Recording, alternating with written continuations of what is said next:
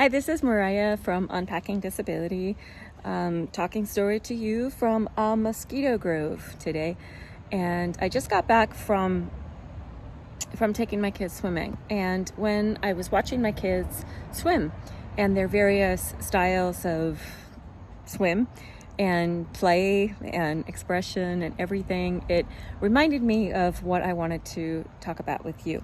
And that is accommodation, disability accommodation. So, if you've been following this for a while, you know that I grew up oral, reading lips, and grew up trying to pass as hearing, and definitely not seeing my disabilities as disabilities. I saw them as obstacles to overcome, things that God had given me to strengthen me.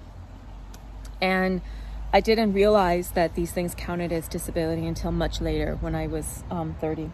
So it's definitely been a process for me. But my background, my professional background, is I started off as a teacher. And I was an elementary school teacher, and I worked in ESL in teaching English as a second language or as a foreign language. I worked in curriculum development. I worked in adult education. I worked as a substitute teacher for everything, K through 12, and some more. I'm sure I'm not covering everything, but I worked as a teacher for a long time. And I also worked in HR. So my master's degree is in international HR. And so one of the things that really struck me in my background as an educator and in HR and career development is that the whole notion of unique needs, and that everyone has their particular learning style. Everyone has their particular way of working. So good education and good HR, it's really about understanding people and understanding the way that people learn, work, flourish, apply themselves best. It's figuring all those pieces out, and then creating this environment that people can just walk it off, explode and utilize their full potential and just be all that they can be. That's really it. It's about creating these spaces and these environments that get people to tick and talk the way they jive to. So then with that whole background, strong in me, I came into the disability arena and this whole idea of accommodation. And with accommodation, I thought, well, this is great. I mean, I think it's awesome, because accommodation is basically being upfront about the best way that you learn and you work.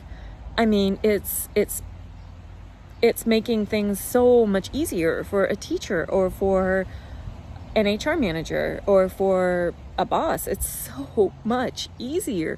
You get this detailed package plan that says, hey, yeah, I have X, Y, and Z, and I cannot lift X, Y, and whatever, or I need to have soft lights in order to focus, or I need to have this type of music, or I need to be in a particular space without interruptions, or I need to have materials printed, or I need to have things printed at a certain font size, or I need to have captions, or whatever it is. So when I came into the disability industry, sorry, these mosquitoes are crazy. Oh my God, there's so many.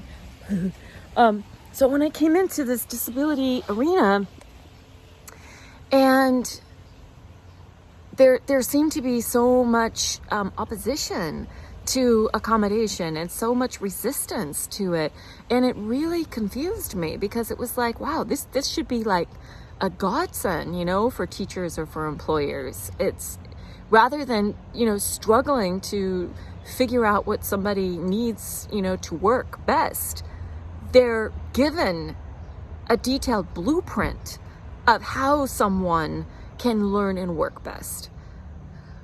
It's beautiful. It's awesome.